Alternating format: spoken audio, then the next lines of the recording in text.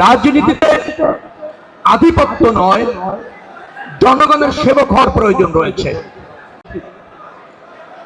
ঢাকা কলেজের সভাপতি বেশ কিছু দাবি করেছে, এটা যেহেতু আমারই আসনের মধ্যে, এগুলি আমার নজরে আছে, আমলে আছে।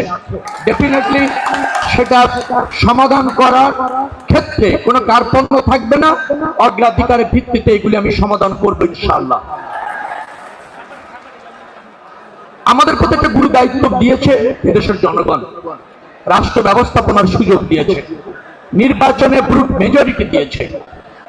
এই রাষ্ট্র ব্যবস্থাপনা যদি আমাদেরকে সফল হতে হয়, জনবান্ধব করতে হয়, রাজনীতিকে যদি জনকল্যাণ করতে হয়, তবে আমাদের কিন্তু বেশ কিছু জায়গায় পরিবর্তনের প্রয়োজন আছে।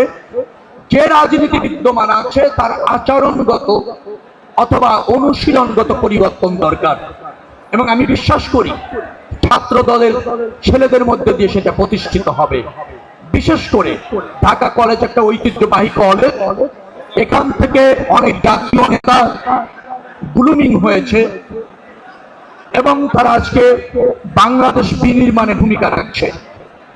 এ প্রজন্মের এখনকার যারা শিক্ষার্থী, যারা ছাত্র দলের সাথে যুক্ত অথবা ছাত্র দলের সাথে যুক্ত না এমন মেধাবী ছাত্র যারা আছেন, তারা কিন্তু দেশমাতৃকাকে ধারণ করবেন।